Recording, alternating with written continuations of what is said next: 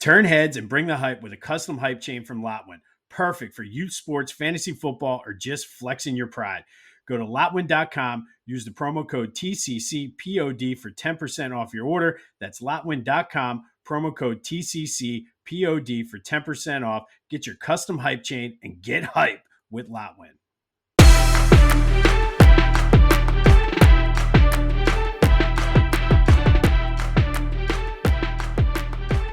What's up, everyone? Welcome to this day in Philly sports history for July 21st, 2025.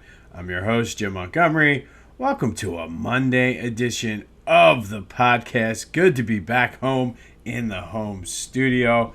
Came home to some nice weather. It's supposed to be nice the early parts of this week, so looking forward to getting out and enjoying that. But as we do every Monday morning, let's rewind the weekend, brought to you by Philly Goat. Go to phillygoat.com, use the promo code Jim Montgomery to take 10% off your order. That's phillygoat.com, promo code Jim Montgomery to take 10% off your order. And the crew over at Philly Goat has been on fire lately, so go check out some of the new stuff that they have. You will not be disappointed. Not a very good weekend for the Phils. Lose 2 of 3 to the Angels. The starting pitching really let them down. 6-5 loss on Friday night. Luzardo struggled, but again, the bullpen wasn't too bad. Harper hit 2 home runs. Schwarber hit a home run in his first game back from being the All-Star MVP, but Luzardo did put them in a hole. Saturday, Taiwan had his blow-up inning, as he always do, but the offense was able to do enough. Schwarber with a grand slam, Harper with another 2-run homer, and both of those dudes are red hot right now, so that, I guess, is a good thing. The crowd on Saturday night was out of control. Before the game, it was announced Bohm went on the injured list with a fractured rib, which I did hear John Kruk say that's going to hurt him pretty much the rest of the season. But it gives Otto Kemp some extended playing time to show what he can do. So we'll see what happens with that. And then yesterday was just a dud. I heard some people complaining about some of the questionable calls by the umpire led to Rangers' blow-up inning. But it's not like he was pitching great when the bases were loaded. So the starting pitching just was not good. And the offense did enough on Friday and Saturday, but couldn't get anything done yesterday. The bullpen was okay again and did what they needed to do. So not a good weekend. They're clinging to a half-game lead over the Mets right now. With the Red Sox coming in, you have Wheeler tonight, Sanchez Tuesday, and then Luzardo again on Wednesday. There is some help on the way. They re-signed David Robertson for the 3rd time, one of a handful of players in Phillies history to be signed 3 times. It's not the end-all, be-all. He's 40, hasn't pitched at all this year, but will, I guess, give them some vet leadership down the stretch.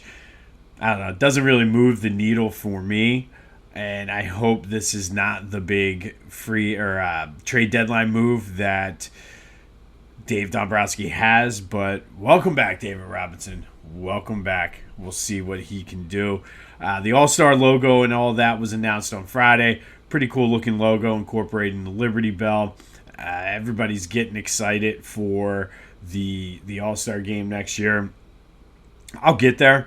I need to get through this season and see what is going to happen because that just seems so far away because we have to finish out this season and then there's so many questions on what they'll do this offseason. But not a good weekend for the Phils. Hopefully they can take care of the Red Sox, who are coming in on fire themselves pre-All-Star break. So we'll see what happens. But not a good weekend for the Phillies at all. On the other side of Patterson Avenue, though, you had the Eagles, who got their Super Bowl rings on Friday. These things are amazing. By far the best Super Bowl rings ever made up until this point. Lots of diamonds, obviously, as you'd expect. It has both the Lombardi trophies on it, but you push a button and the wings pop out. So it's a pretty cool ring for the Eagles to wear. Training camp opens tomorrow. Let's go out and defend this title and go back-to-back. So next year's ring will have 3 Lombardis, but pretty cool rings. I'm sure at this point you've seen them. But training camp opens tomorrow. Let's get it on. And then the Union dropped back into second place in the MLS Eastern Conference with a 1-1 tie out in Houston on Saturday. Jack McGlynn with the Union's only goal against his former team. They head into the All-Star break now. Their next game will be Saturday. I believe there's 10 games left, not including the U.S. Open Cup and some of the friendlies they have. But it's crunch time down the stretch for the Union. But they're off until Saturday. Had a 1-1 tie against Houston on Saturday. So what happened this weekend in Philly sports history? Well, on Saturday, July 19th, back in 1977, Greg Luzinski hit a home run in the All-Star game as the National League won 7-5. Mike Schmidt was also on that team. Ironically enough, was only used as a pinch runner. You don't necessarily think of Mike Schmidt with speed, but that was his deal in the 77 All-Star game. But it was Greg Luzinski hitting a home run to help propel the National League to a 7-5 win. And then on Sunday, July 20th, back in 1912, Sherry McGee steals home plate twice in a Phillies 14-2 win over the Cubs. And then in 2009, Raul Bañez hit a 3-run homer in a 10-1 win over the Cubs. And it was his 207th career home run, making him pass Pete Incaviglia for most home runs with someone with the last name that begins with the letter I. I'll get that out. So that's what happened this weekend. We rewind the weekend every Monday here on This Day in Philly Sports History, brought to you by Philly Goat. Go to Philly Goat, use the promo code Jim Montgomery to take 10% off your order. And again, check out, they've been busy. They've been in the lab cooking up some great teas. So go check it out and then use that promo code. All right, let's get into some housekeeping. Be sure to follow me on social media, Jimbo_Mont on Twitter and TikTok. On Instagram at Philly Jimbo. Subscribe to the YouTube channel Jimbo_Mont and continue to spread the word as we grow this thing. Come over to the Discord channel. This next couple weeks is where things are going to start presentation-wise, start changing. So it's a great time to come over to the Discord channel, talk some Philly sports. Training camp's opening up. Give your feedback on some of the new features and bells and whistles and everything. That is the first link in the description. Whether you're listening, watching this, come over. Let's have some good Philly sports talk. And as always, if you want to see some highlights, newspaper clips, videos, photos, go to my social media, including my Facebook and LinkedIn, to check that out. Just a quick reminder, don't forget, Eagles training camp opens up tomorrow. Pre-game show will kick off this season. Finalizing a lot of the good different things for that. And if you're a regular listener, you know I used to do an Eagles pregame show on my Sunday episode. It's going to be more of an expanded version of that. So stay tuned for that once football season gets underway. And then we are slowly winding down our greatest individual season in Philly sports history tournament. That will wrap up on July 31st. And then starting August 1st, I'm going to get into the list game for August and kind of look at the first 25 years of this century, take a trip down Philly sports memory lane and give you the top 5 of the first 25 here in the century. Hard to even fathom that it's been 25 years since. Remember back in 2000, we were all worried about Y2K or leading up to 2000, and lots of things happened since 1999. But if you'd have told me we'd have a World Series, 2 Super Bowl rings, I'd have taken it. So that's coming starting August 1st. So look for that. And don't forget to, if you didn't check it out on Fridays with AI, we asked AI to grade the Phillies' first half individual players. Kind of an easy grader, I would say. So be sure to go check that out if you haven't listened to that yet. And then lots of feedback from Friday on the Joel Embiid article. I had some people get pretty not nasty, but basically say, oh, you're blinded by reality, Joel, this, that, and the other. And look, here's what I'm going to say about it. If you read the article, or if you haven't read the article, go check it out on ESPN.com. But I'm not saying Joel is not to blame in any of this, but he really, if you think about his story, he didn't really have much guidance when he left Cameroon to come over here. He bounced around a couple different, it wasn't really foster, I forget the word that were used, but kind of living with some people as he was playing. And even in Kansas, basically Bill Self was kind of telling him maybe, and Joel himself wanted to stay, didn't feel like he was ready. His agent talked him into going pro. But when he got to the Sixers, they didn't really have things in place to kind of guide him and help him grow. So that's early on in his career. That's what it is. Now, you can say what you want about the way he leads and this and that. And like, I'm fine with that. But read the article. And like I said, I'm not saying Joel is completely devoid of any blame in this. However, I mean, the Sixers, they were a mess. And how do you not know where your number 3 overall draft pick is? You can't get a hold of him. You can't get in touch with him. Like that's an indictment, I think, on the Sixers. So I appreciate the feedback. It means you're listening. If you don't agree with me, that's also fine too. But I highly recommend you read the article if you have not done so already. Because there's a lot of people who said, oh, it's a fluff piece trying to promote Joe. And, I mean, really, I don't think Joe comes off as a hero in it, to be completely honest. I mean, he 100%. Jameer Nelson talked him into going to therapy because he needed it. So I don't think it paints him as the hero. I think there's blame to go on both sides, but I appreciate the feedback.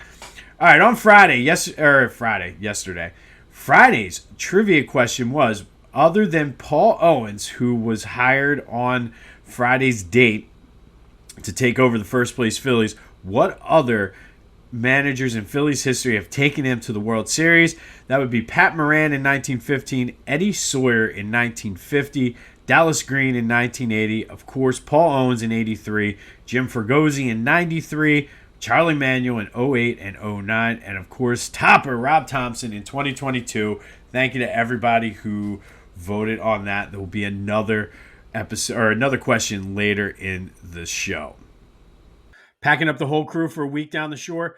Don't waste your first day dragging bags and beach chairs. Let Beach Caddy do the work. With bellhop service for move-ins and move-outs, plus beach cart rentals in Ocean City, Avalon, Sea Isle, Stone Harbor, and Wildwood, they've got your back from driveway to dune. Stress less, relax more. Book now at beachcaddy.app.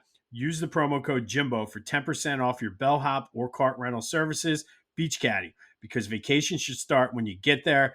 Best beach carts on the Jersey Shore. Book now at beachcaddy.app. Use the promo code Jimbo for 10% off your order and let Beach Caddy take the stress out of your vacation. All right, don't forget that promo code for Beach Caddy will get you 15% off. Just go to Beach Caddy. These guys are great. Take the stress out of your Jersey Shore vacation. All right, July 21st. And a couple things to get to. Obviously, they're going to be Phillies, but looking ahead to August, there are some other things on the horizon, so stay tuned. But back in 1997, longtime Phillies catcher Darren Daulton okayed a trade to the Florida Marlins for outfield prospect Billy McMillan. Dutch would go on to win the World Series with the Marlins and then retire. But as a Philly, fan favorite here since 1980, three-time All-Star. He was the heart and soul of that 93 team that went to the World Series and came so close to forcing a Game 7. But I think Darren Daulton is a story of perseverance and patience personified. Didn't get off to the best start in his career. Was a member and got some hits and at-bats, I should say, in that 1983 World Series season.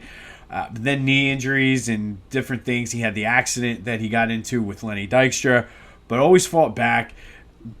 Was just, like I said, a rock behind the plate. Everybody on that team loved Darren Daulton, and he okayed the trade. He had a no trade clause, I guess, but okayed the trade. Went on to be a veteran leader for the Marlins, who won the World Series before calling it a career. Now, this game was announced prior to the Phillies game against the Pirates that day, in which they went out and lost 3-2. However, catcher of the future, Mike Lieberthal, went 1 for 3 with a double and a walk, scored a run. Curt Schilling was actually really good in this game, went 8 innings, struck out 15, but gave up 2 home runs and got the loss. That team was an absolute mess, though. At one point, they were on pace to lose 115 games or something crazy like that, but did get it together to win 94 games that year. And as far as Billy McMillan, played 24 games for the Phils, hit .292, but returned to the minors in 1998. Never got back up with the big club. But Darren Daulton was traded on this day to the Florida Marlins for Billy McMillan, who only played 24 games, but did hit .292 for the Phils, just did not fit into their long-term plans. And then fast forward to 2009, Phillies beat the Cubs 4-1 in 13 innings. Jimmy Rollins hit a homer, and then in the bottom of the 13th, it was Jayson Werth with a 3-run walk-off homer to give the Phils the win. This increased the Phillies' lead over the Braves to 6.5. It was their 10th straight win, which that winning streak would get snapped the next day. But 2009, the Phillies did go back to the World Series before bowing out to the Yankees. And then a couple milestones happened on this day in Phillies history. 1973, Ken Brett, while pitching for the Phillies, gave up Hank Aaron's 700th home run. Phillies did win that game 8-4. 2012, Shane Victorino got career hit number 1,000, becoming the first native Hawaiian to achieve 1,000 hits, and still to this day is only one of 2. And then in 2015, Aaron Nola made his major league debut, going 6 innings in a 1-0 loss to the Tampa Bay Rays. The only run scored in that game should have been a preview of things to come, a home run to the Tampa Bay Rays pitcher. So Aaron Nola, even way back to his first start, was giving up home runs. I shouldn't say that. I should be nice to Aaron. But we'll see what happens with Aaron, as he should be ramping up his comeback, because certainly could use him at this point, the way the starting rotation is going. That does lead to today's trivia question, though. All right, going back to Raul Ibanez and Pete Incaviglia, with the last name begins with I. Which former Phillies have the most home runs for the last initial of their name in Major League Baseball history? So A to Z, we already know one if you were paying attention earlier, but which players that used to play for the Phillies have the most home runs for their letter that their last name begins with? Hit me up on the Discord channel right there in the description. First link, any of my social media, the Back to the Future voice and text line, 267-495-8531. Get your answers in any way you can. So, for example, you already know the one because we talked about it. Raul Ibanez has the most home runs for player whose last name begins with the letter I. What Phillies have that distinction, or former Phillies have that distinction? Hit me up and let me know what you think on that. And then finally, our greatest individual season in Philly sports history rolls on as we are slowly wrapping up the regional semifinals. Regional finals will be this week. And then, of course, we get into the good stuff next week. But on Friday, we had a doozy of a matchup. Number 1 seed Mike Schmidt from 1980 just barely took down the number 4 seed Roy Halladay from 2010 with 51% of the vote. And that was a tough one, and it's hard to argue. I think Schmidt's season had more impact because they won the World Series. Halladay's had way more iconic moments with the perfect game and the no-hitter in the playoffs. But thank you to everyone who participated, and let's get into today's matchup. We have a Flyers region matchup, a battle of former teammates once again. Second time Bernie and Bobby were taking on each other.